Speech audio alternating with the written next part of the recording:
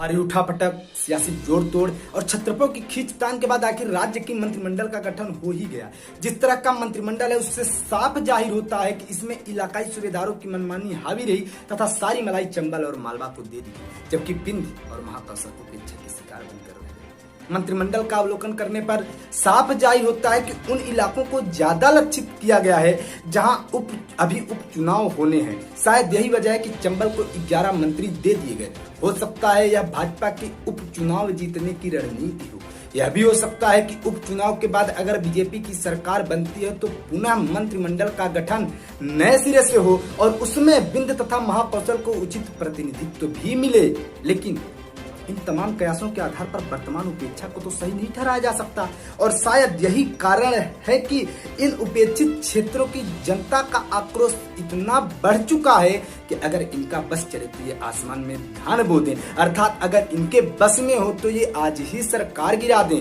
इस आक्रोश को गांव की गलियों, शहर के चौराहों, चाय की गुमटियों से लेकर सोशल मीडिया तक में देखा जा सकता है। अगर बात रीवा की करें तो यहाँ की जनता को इतना अपमान लगा है कि अब अलग विंध्य प्रदेश की मांग तेज होने लगी है। शायद सरकार का निर्णय ही क्षेत्रवाद को बढ़ावा देने वाला है, क्योंकि बीजेपी को जितना प्यार रीवा की जनता ने दिया उतना पूरे प्रदेश में कहीं से नहीं मिला। रीवा की 8 की 8 सीटों पर बीजेपी ने जीत दर्ज की। इसीलिए अब जनता पूछ रही है कि आखिर ऐसा क्यों, क्या कसूर था हमारा। एक तरफा मंत्रिमंडल के विस्तार का ही परिणाम है कि सोशल मीडिया में रीवा की जनता गोही चाटे, मामा खा अबाबट जैसी पोस्टें चल रही हैं।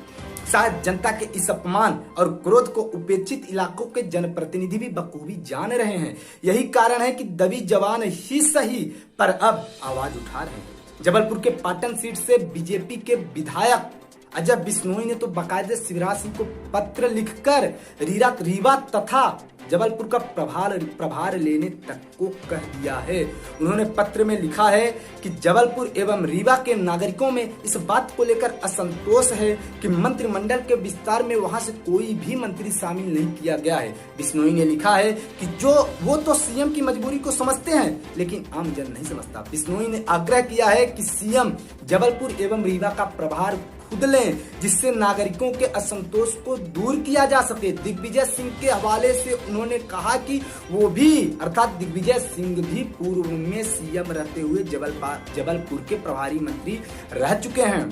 अजय सिंह बिश्नोई का पत्र इसलिए भी महत्वपूर्ण है क्योंकि जबलपुर से अजय बिश्नोई और रीवा से राजेंद्र शुक्ल को मंत्रिमंडल के विस्तार में शामिल नहीं किया गया, जबकि ये दोनों मंत्री बनने के प्रबल दावेदार थे। आपको बताते चले कि मंत्रिमंडल के गठन के बाद ही बिश्नोई का एक सोशल मीडिया पोस्ट तेजी से वायरल हुआ था, जिसमें उन्होंने लिखा था कि शायद समय मुझसे कुछ बड़ा करवाना चाहता है, इसलिए हो सकता है कि ये सब कुछ हुआ हो सकता है कि इस माह ही बड़े काम की तैयारी शुरू करूंगा। उनके इस बयान के कई तरह के सियासी मायने निकाले गए थे।